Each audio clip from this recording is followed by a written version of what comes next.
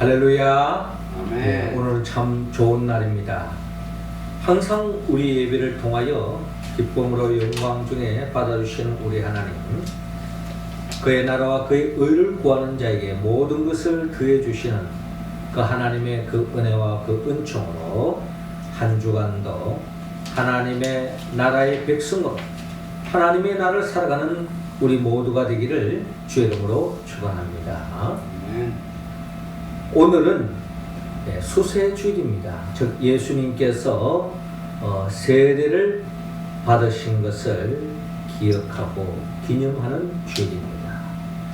예수님께서 세례 요한으로부터 세례를 받으실 때에 하늘에서 들려오는 하나님의 음성이 있습니다. 너는 내 사랑하는 아들이라, 내가 너를 기뻐하노라 라는 하나님의 음성이 있습니다. 우리는 이 말씀을 통하여서 우리의 소망이 하나 있다면 우리 모두가 하나님으로부터 너는 내 사랑하는 아들이라, 내가 너를 기뻐하노라, 너는 내 사랑하는 딸이라, 내가 너를 기뻐하노라 하는 그 음성을 우리가 들을 수 있다면 이거야말로 더없는 영광이요 기쁨이 아닐 수 없습니다. 예수님은 세례를 받으실 때에 이 음성을 하늘로부터 들었습니다. 우리도 어떻게 하면 이런 음성을 들을 수 있을까요? 어떻게 하면 우리는 하나님으로부터 사랑을 받을 뿐만 아니라 또 하나님의 기쁨이 되는 그런 존재로서 우리가 설 수 있을까요? 올 한 해 우리가 그런 모습으로 서 있다면 이것이야말로 가장 행복한 삶이요 가장 가치 있는 복된 삶이 아닐 수 없습니다. 자, 그렇다면 우리는 어떻게 하면 하나님의 사랑과 기쁨을 받는 그런 존재가 될 수 있을까요? 주님은 오늘 본문 9절을 통하여 물의 세례를 받으라고 먼저 말씀하고 있습니다. 자, 9절 말씀 우리 같이 한번 읽어봅시다. 시작. 그때 예수께서 갈릴리 나사렛으로부터 와서 요단강에서 요한에게 세례를 받으시고. 아멘. 자, 오늘 본문 마가복음 1장 4절은 이렇게 시작하고 있죠.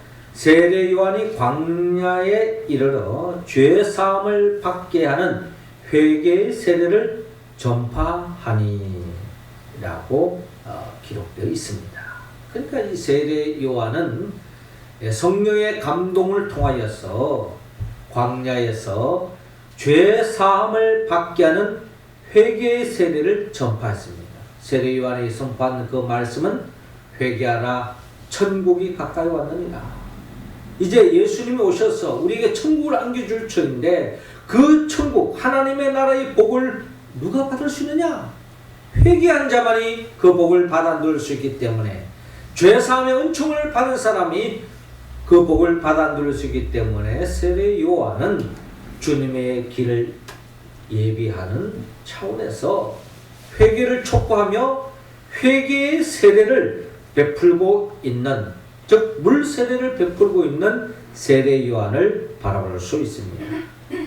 자, 이 음성을 듣고 5절에 온 유대 지방과 예루살렘 사람이 다 나아가 자기 죄를 잡아가고 요단강에서 그에게 세례를 받더라 라고 기록되어 있습니다. 자, 이 회개를 촉구하는 이 세례 요한을 통하여서 하나님 앞에 회개 자복하는 사람들이 이 요단강에 몰려와서 세례 요한으로부터 세례를 받고 있는 모습을 바라볼 수 있습니다. 자, 더 나아가 6절에 보니까 이 세례 요한이 이 세례를, 물의 세례를 베푸는 그때 세례 요한이 이 광야에서 삶의 모습을 보여주고 있는데 6절에 보니까 요한은 낙타 트롯을 입고 허리에 가죽띠를 띠고 메뚜기와 석청을 먹더라 라고 기록되어 있습니다.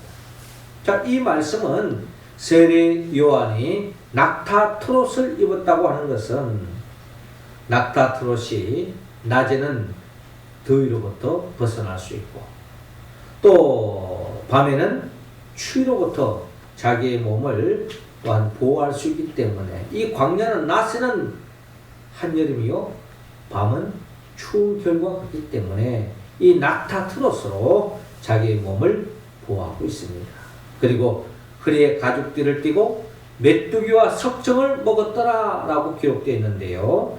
이 메뚜기와 석청을 먹었다고 하는 말의 의미는 세례 요한이 특별히 이 메뚜기와 석청을 좋아해서 먹은 것이 아니라 그는 어떻게 본다면 가장 청렴 결백한 삶으로서 어떻게 보면 최소한의 생명을 지탱하기 위해서 필요한 양식으로서 메뚜기와 석청으로 자연 속에서 공급받으면서 그의 삶을 영위한 것을 볼 수가 있습니다. 특별히 세례 요한이 그 당시에 회개를 촉구했던 이유 중에 하나는 그 당시에 많은 사람들이 이 로마 사람과의 관계 속에서의 불을 축적하는 사람들이 많이 있었습니다. 우리가 일제시대 때는 일본 사람과 어떤 관계를 맺느냐에 따라서 우리가 불을 축적하느냐 하지 못하느냐, 잘 사느냐 못 사느냐 이런 것들이 논해지는 것처럼 이 당시 로마의 지배를 받았던 이스라엘 사람들 중에는 결국에는 로마 사람들과 결탁하여서 불을 축적하는 사람들이 많았다는 것입니다. 자, 그것 또한 정당한 방법으로 통해서 불을 축적했다면 좋겠지만 비리를 통하여 부정을 통하여서 그와 같이 불을 축적했다면 그것은 죄가 될 수 있는 것입니다. 그래서 많은 사람들이 이 로마 사람과의 결탁을 통해서 불을 축적하는 그런 모습에서 세례 요한은 벗어나 어떻게 보면은 광야에서 아주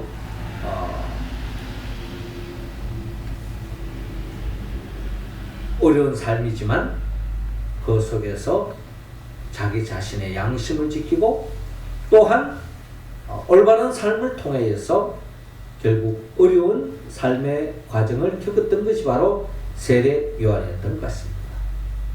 자, 이처럼 그 자신이 철저하게 말로만 회개를 촉구하는 것이 아니라 자기 자신도 죄에 물들지 않도록 그와 같은 삶을 영위하면서 물의 세례를 베풀었습니다. 자, 이때에 오늘 본문 9절을 보니까 그때에 예수께서 갈릴리 나사렛으로부터 와서 요단강에서 요한에게 세례를 받으시고 라고 기록되어 있는데 이 세례 요한으로부터 회개하고자 많은 사람들이 몰려왔는데 그 중에 이 요단강에 예수님도 성장하여서 이 세례 요한에게 와서 세례를 받으시는 모습을 우리는 바라볼 수 있습니다.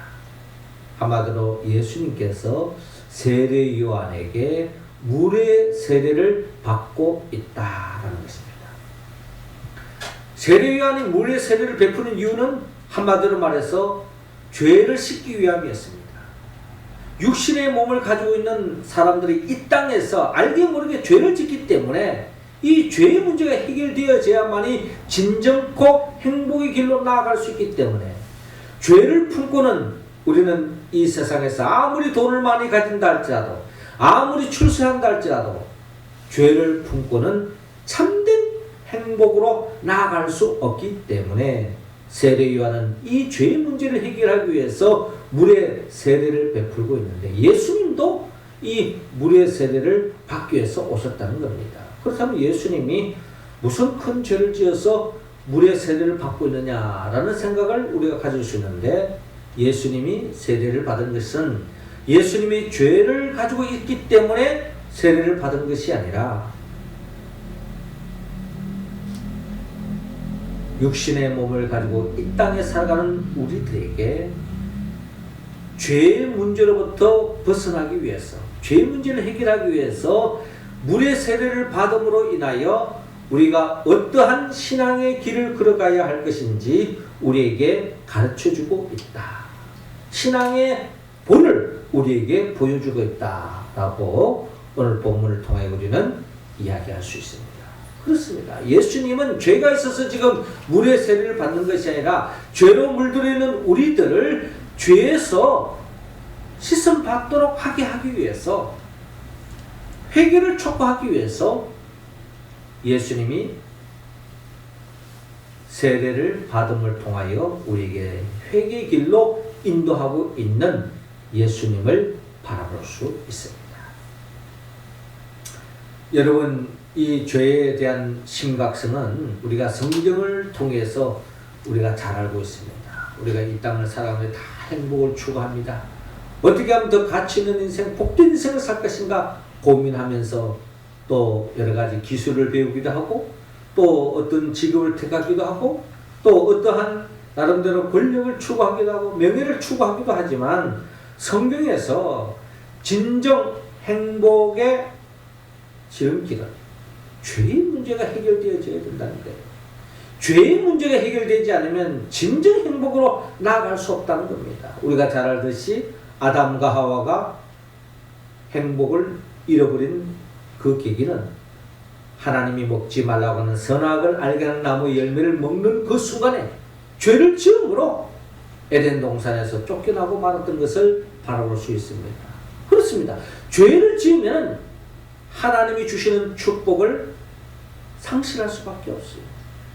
하나님이 주신 복을 차버리는 인생, 그게 바로 죄를 짓는 인생의 특징이라는 것입니다. 그런데 이 죄를 지으면 나만 불행해지는 것이 아닙니다.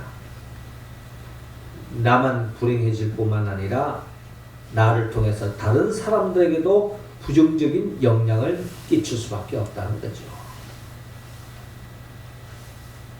우리가 요즘 새벽기도 때마다 열왕기 하 말씀을 읽고 있습니다만, 이스라엘의 그 역대 왕들을 보십시오. 왕들 중에 하나님 보시기에 심히 좋은 삶을 살았던 그 왕, 그가 하나님의 복을 받았을 뿐만 아니라 그를 통해서 백성들이 복을 받습니다. 그런데 그 왕이 죄를 지으니까 백성들도 어려움에서, 궁핍함 삶에서, 재앙에서, 전쟁에서 벗어날 길이 없는 거예요.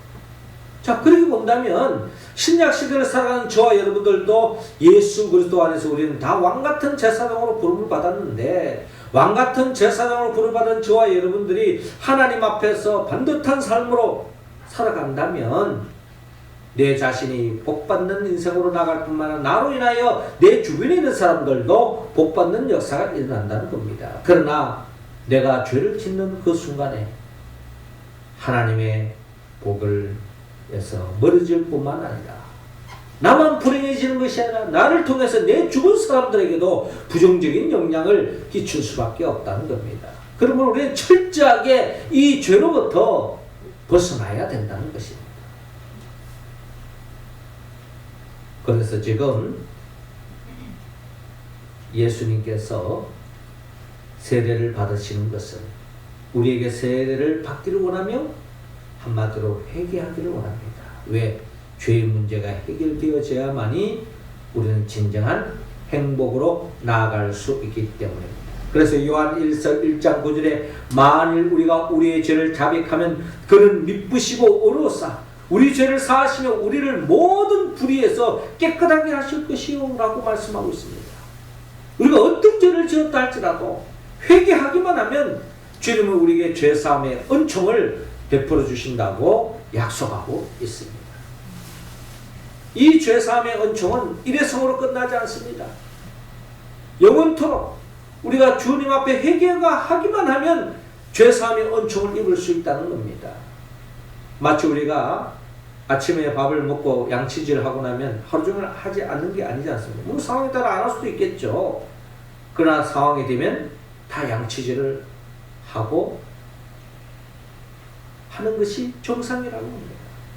아침에 세수를 했지만 하루 일과가 끝날 때는 또 알게 모르게 먼지를 먹고 때를 타기 때문에 또 씻고 하는 것처럼 우리가 그때그때마다 씻는 것처럼 우리의 죄를 철저하게 회개할 때에 우리는 주님 앞에 정결한 모습으로 깨끗한 모습으로 설 수 있고, 그런 사람만이 하나님의 축복을 받을 수 있고 누릴 수 있다는 것입니다. 죄로부터 씻음받은 사람, 이런 사람이 진정 하나님이 보시기에 사랑스럽고 하나님이 기뻐하는 존재가 될 수 있다는 것입니다. 올 한 해도 우리는 이 세상에 몸을 두고 살아가기 때문에 알게 모르게 죄를 지을 수 있습니다. 그러나 그때마다 주님의 보혈의 피를 의지하여 회개함으로 죄사함의 은총을 입는, 그래서 주님 앞에 부끄럽지 않는 모습으로 살아가는 올 한 해가 다 되기를 주의 이름으로 축원합니다. 이어 주님은 오늘 본문 10절을 통하여 성령 세례를 받으라고 말씀합니다. 자, 10절 우리 같이 한번 읽어볼까요? 시작. 곧 물에서 올라오실새 하늘이 갈라짐과 성령이 비둘기같이 자기에게 내려오심을 보시더니. 아멘. 자, 오늘 우리 본문 10절을 보면은 예수님께서 세례를 받으시는 목적은 단순히 세례 요한이 베푸는 그 물세례의 의미만을 우리에게 전달하기 위함이 아니라 더 나아가 성령 세례가 있다는 것을 우리에게 보여주고 그 성령 세례를 받아야 함을 우리에게 가르쳐주고 있습니다. 10절을 보니까 곧 물에서 올라오실새. 그러니까 물에서 올라온다는 말은 우리가 그 당시 예수님의 당시에 세례는 다 침례지 않습니까? 물속에 들어가는 건 뭡니까? 하나님, 이제부터 내 중심으로 살았던 내 삶을 청산하고 이제부터는 하나님 뜻대로 살겠습니다.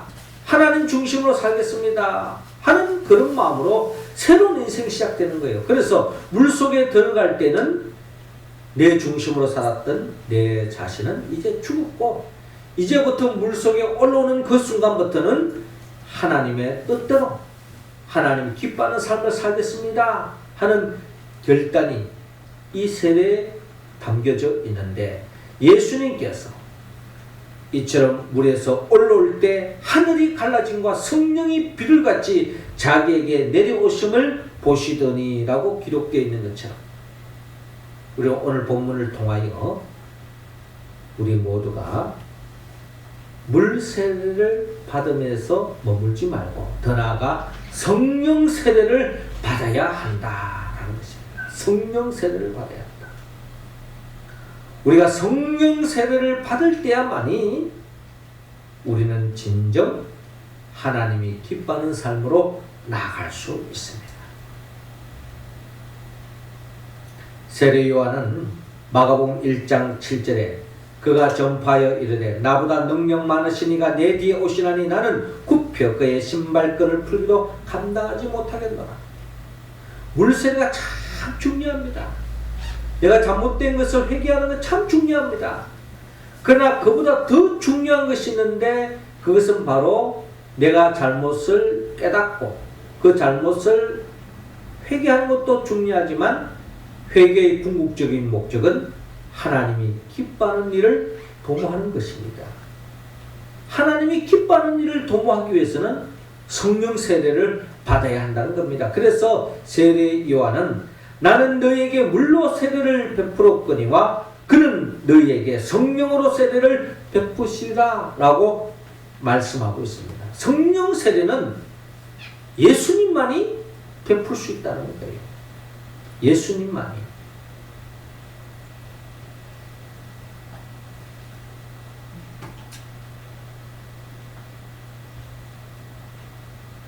그러므로 우리는 성령 세례를 받아야 합니다. 성령 세례를 받아야 할 중요한 이유 중에 하나는 성령 세례를 받아야만이 우리가 예수님이 누구인지 알 수 있다는 게 중요한 것입니다. 마태복음 16장에 보니까 예수님께서 베드로에게 너는 나를 누구라 하느냐라고 물은 적이 있습니다. 그때 베드로가 주는 그리스도시여 살아계신 하나님의 아들입니다 라고 고백하죠. 즉 예수님이 누구인가를 알았다는 겁니다. 예수님이 누구인가를 알았고 예수님을 영접했어요. 즉 그 이름을 믿었다는 겁니다. 예수님의 이름이 있다면 그것은 바로 그리스도인 것입니다. 예수가 그리스도다. 예수님이 구원자다. 예수님만이 우리의 삶의 모든 문제 해결자라는 이런 고백은 성령의 도움을 받지 않고는 할 수 없다는 거예요. 그래서 예수님께서 이런 베드로를 향하여 바요나 시몬아 내가 복이 있도다. 이를 내게 알게 하는 혈육이 아니요 하늘에 계신 내 아버지시니라 라고 말씀하고 있습니다. 그러니까 예수를 그리스도라고 고백하고 예수가 그리스도임을 아는 사람은 성령을 받았다는 겁니다. 하나님이 도와주셔야만, 하나님을 통하여 오시는 성령을 받아야만이 예수님이 누구인가를 알 수 있다는 거예요. 이처럼 우리에게 있어서 가장 중요한 것은, 하나님이 가장 기뻐하는 일은 예수님이 누구인가를 아는 것입니다. 하나님이 가장 기뻐하는 것. 영접하는 자 곧 그 이름을 믿는 자들에게는 하나님의 자녀가 되는 권세를 주었으니라고 말씀하고 있습니다. 성령 세례를 받아야만이 예수가 누구인가를 알 수 있고 그 예수들을 영접할 수 있고 결국 예수 그리스도의 이름을 믿음으로 말미암아 하나님의 자녀로서 하나님의 나라의 삶을 살 수 있다라는 겁니다. 죄를 짓지 않는다고 복이 오는 게 아닙니다. 하나님이 기뻐하는 일을 해야만이 참복을 받을 수 있다는 거예요. 하나님이 가장 기뻐하는 일, 예수를 인정하는 겁니다. 예수를 그리스도라고 고백하는 겁니다. 예수를 증거하는 것, 이것이 가장 하나님이 기뻐하는 일이라고 성경을 통하여 우리는 알 수가 있습니다. 그렇습니다.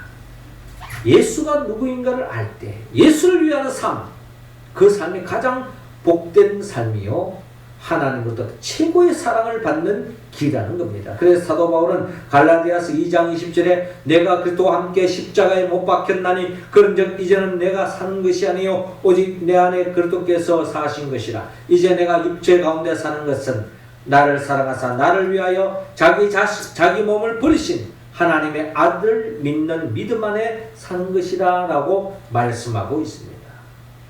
성령 세례를 받아야만이 예수님을 위한 인생을 살 수 있다는 것입니다. 또 성령 세례를 받아야만이 이 세상 속에서 죄에 빠지지 않고 하나님이 기뻐하는 일을 도모할 수 있는 거예요. 그래서 로마 12장 1절 2절에 그러므로 형제들아 내가 하나님의 모든 자비하심으로 너희를 권하노니 너희 몸을 하나님이 기뻐하시는 거룩한 산제물로 드리라. 이는 너희가 드릴 영적 예배니라. 너희는 이 세대를 본받지 말고 오직 마음을 새롭게 함으로 변화를 받아 하나님의 선하시고 기뻐하시고 온전하신 뜻이 무엇인지 분별하도록 하라 라고 말씀하고 있습니다. 여러분, 성령 세례를 받지 않으면 우리는 미혹의 영에 빠질 수밖에 없습니다. 또 성령 세례를 받지 않으면 우리는 진리의 길로 갈 수가 없어요. 이 세상 많은 사람들은 진리의 길을 가기보다는 많은 사람들이 가는 쪽으로 갑니다. 여론에 따라 움직입니다. 우리는 여론에 따라 많은 사람들이 그것을 박수치고 좋아하면 그것이 박수칠 일이고 좋은 일로 여기는 것이 우리들의 속성이에요. 인간의 몸으로 이 세상을 살아가는 데 있어서는 그런데 우리가 빠질 수밖에 없다는 거예요. 그러나 성령 충만함을 받으면, 성령 세례를 받으면 우리는 이 혼탁한 시대 속에서 무엇이 진실인지, 무엇이 정의인지, 무엇이 공정한 것인지 우리가 알 수가 있다는 거예요. 그러나 성령의 세례를 받지 않으면 우리는 대세를 쫓아가고 많은 사람들이 가는 쪽으로 쫓아가다가 결국 멸망에 이를 수 있다라는 것입니다. 그러므로 우리가 성령 세례를 받아야 합니다. 이 성령 세례를 받을 때야만이 우리는 진정 주님이 기뻐하시고 언제나 하신 뜻이 무엇인지 분별할 수 있고 그 뜻을 이름으로 하나님께 영광 돌릴 수 있다라는 것입니다. 우리 모두도 성령 세례를 받아서 궁극적으로 하나님 앞에 인정받는 우리 모두가 되기를 주 이름으로 축원합니다. 마지막 세 번째로 주님은 오늘 본문 11절 통하여 성령 충만을 받으라라고 말씀합니다. 11절 같이 한번 읽어봅시다. 시작. 하늘로부터 소리가 나기를 너는 내 사랑하는 아들이라 내가 너를 기뻐하노라 하시니라. 아멘.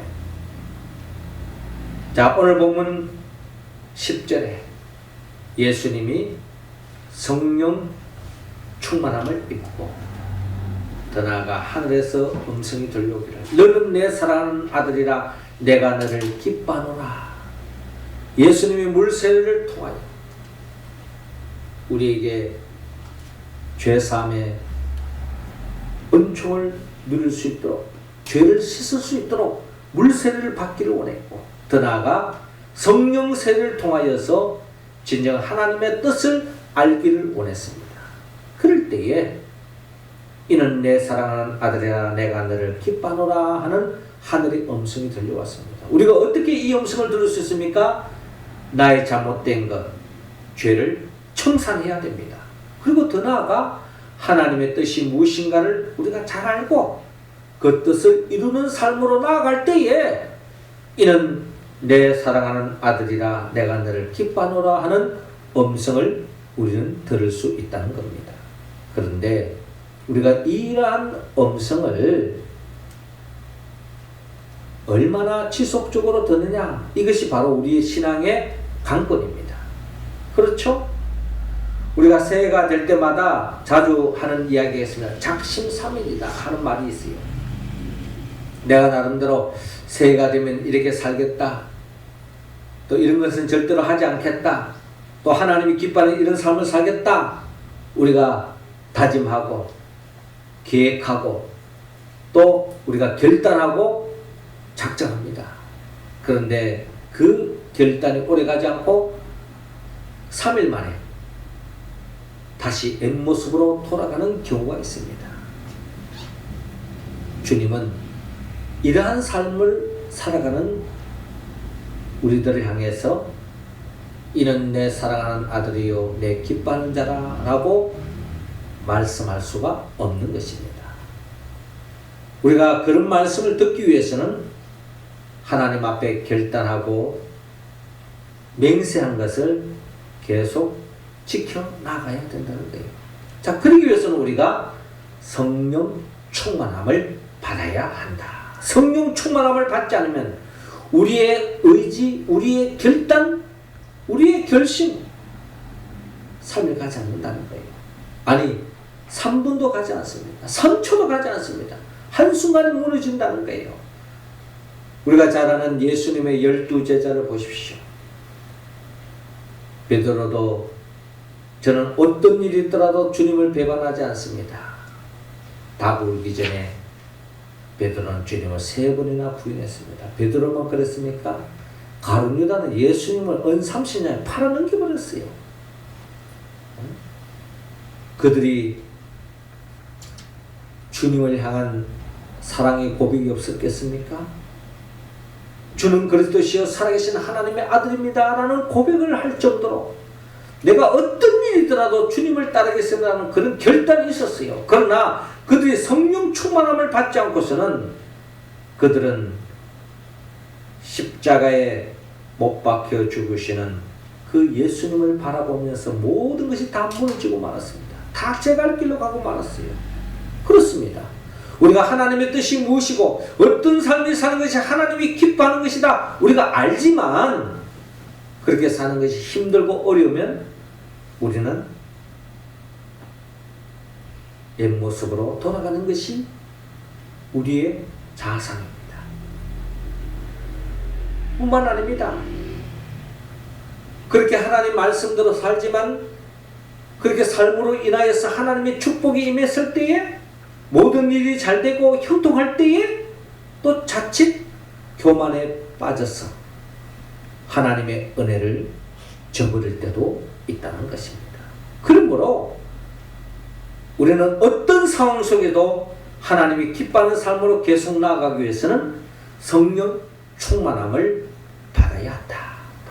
성령 충만함을 받을 때야만이 우리는 진정한 하나님께 영광 돌리는 삶으로 나아갈 수 있다라는 겁니다. 너는 내 사랑하는 아들이라 내가 너를 기뻐하노라. 새벽도에만 이런 음성을 듣는 것이 아니라, 오늘 이 시간에만 이 음성을 듣는 것이 아니라, 한 주간 동안 1년 내내 주님 오시는 그날까지 이 음성을 들으며 우리가 살 수 있다면, 우리를 바라볼 때마다 주님이 너는 내 사랑하는 아들이요 내 기뻐하는 자다 라는 그런 음성을 들을 수 있다면, 이거야말로 최고의 가치 있는, 최고의 영광스러운 삶이요 복된 인생 아니겠습니까? 주님은 그런 삶을 살아가는 우리 모두가 되기를 원합니다. 어떻게 하면 우리는 그런 인생을 살아갈 수 있습니까? 우리는 성령의 도움을 받아야 합니다. 성령은 예수 그리스도의 영입니다. 예수님 누구입니까?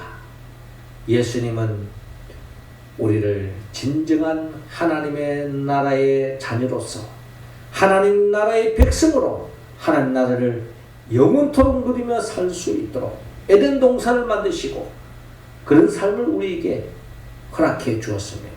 그러나 아담과 하와가 범죄함으로 모든 것을 잃어버리고 말았죠.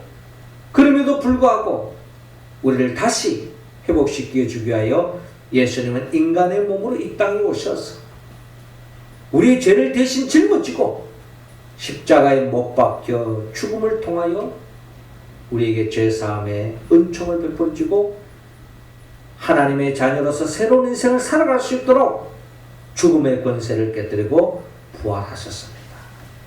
그리고 예수님은 성천하셔서 지금도 우리에게 성령을 보내주셔서 그 성령의 도우심으로 성령 충만한 자들을 통하여 주님의 몸된 교회를 이루고 주의 뜻을 이루어가는 우리들을 영원한 하나님의 나라로 인도하기 위하여 장차 재림하여 오실 예수 그리스도, 그분의 영 보혜사 성령의 도움을 받았어.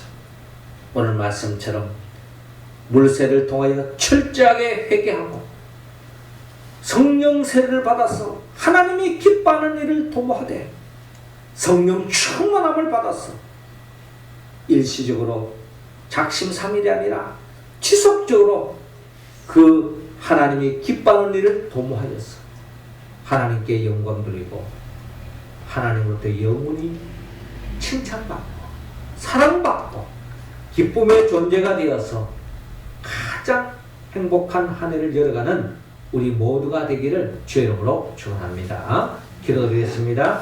하늘에 계신 우리 아버지, 이 시간 우리 한 사람 한 사람에게 성령의 기름을 부어 주옵소서.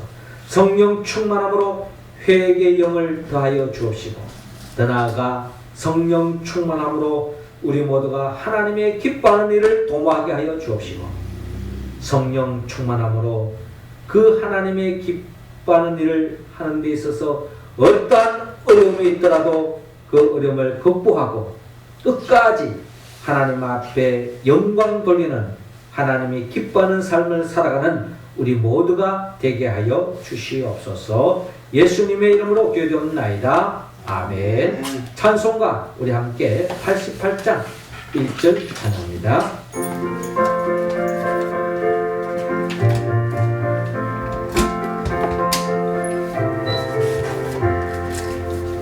내 진정 사모하는 친구가 되시는 구주 예수님은 아름다워라.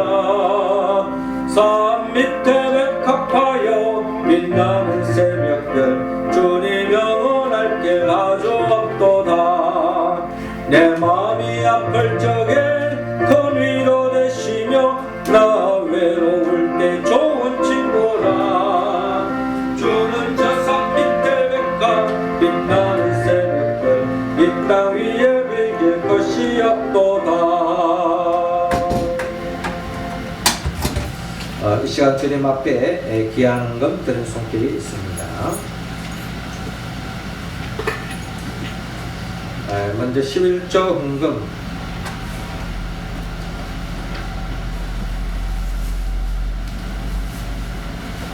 윤석빈 집사님, 한우리 집사님, 김웅규 집사님, 김서연 집사님, 한솔 집사님, 한을 집사님,